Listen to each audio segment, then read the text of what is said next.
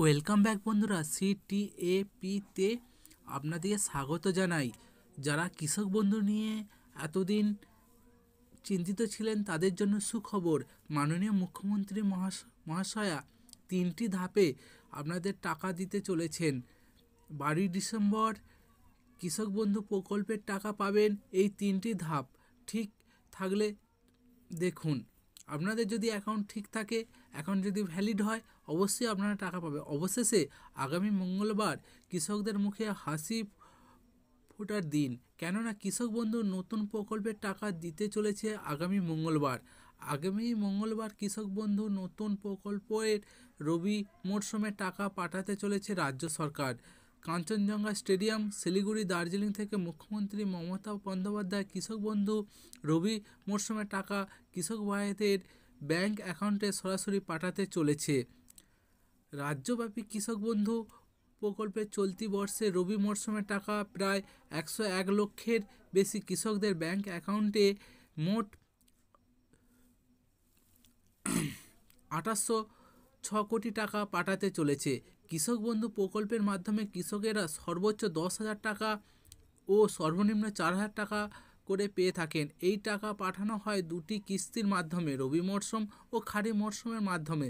5,000 করে 10,000 টাকা কিংবা 2,000 করে 4,000 টাকা পাঠানো হয়। কৃষক বন্ধু নতুন প্রকল্পে যারা 1 একর জমি দিয়ে আবেদন করেছেন তারা এবার রবি মরশুমে পেতে চলেছে 5,000 টাকা, আর সর্বনিম্ন কৃষক পেতে চলেছে 2,000 টাকা। কৃষক বন্ধু প্রকল্পের আবেদন করার জন্য নিকটবর্তী কৃষি অফিসে কিংবা দুয়ারে সরকার ক্যাম্পে গিয়ে ফর্ম সংগ্রহ করতে হবে। এরপর তা ফিল আপ করে ডকুমেন্ট সহকারে জমা করতে হবে কৃষি অফিসে কিংবা দুয়ারে সরকার ক্যাম্পেই। কৃষক বন্ধু নতুন প্রকল্পের টাকা তারাই 12 ডিসেম্বর 2023 মঙ্গলবার পেতে চলেছে যাদের স্ট্যাটাস অ্যাকাউন্ট ভ্যালিড রয়েছে। আপনি দেখে নিন আপনার কৃষক বন্ধু স্ট্যাটাস কি রয়েছে। এই জন্য কৃষক বন্ধু অফিসিয়াল ওয়েবসাইটে এসে নথিভুক্ত কৃষকের তথ্য ক্লিক করুন।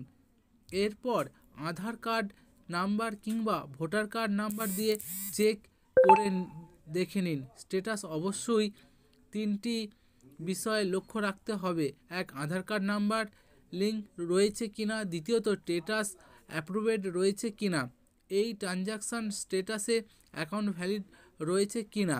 যদি থাকে তাহলে আপনি কৃষক বন্ধু প্রকল্পের টাকা আগামী 12 ডিসেম্বর পেতে চলেছেন।